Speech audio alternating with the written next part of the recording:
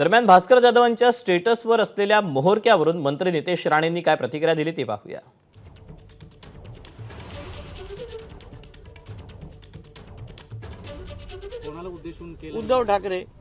उद्धव ठाकरेची लायकी ही आता सगळेच त्याच्या सहकार्यांना कळते की ह्याला ज्या माणसाला स्वतःचा सक्का भाऊ सांभाळता आला नाही, स्वतःचं घर सांभाळता आलं नाही, तो पक्ष काय सांभाळणार।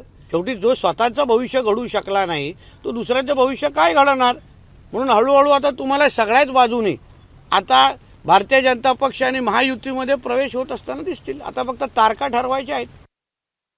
भास्कर जाधव जे आहेत ते नाराज असल्याचं पाहायला मिळतं। मनासारखं पद काम मिळत नसल्याचं कोण खुश आहे?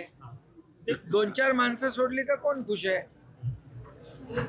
आणि त्यामुळे लोक जी आहेत ती आज पण बघितलं आपण किती लोकांनी प्रवेश केलाय उभाटाच्या, आणि उभाटाच्या लोकांनी प्रवेश केला ते आम्हाला शिव्या देण्यापेक्षा, आम्हाला शिव्याशाप आरोप करण्यापेक्षा ही लोक का आपल्याला सोडून जात आहे याचं आत्मचिंतन केलं पाहिजे, आत्मपरीक्षण केलं पाहिजे।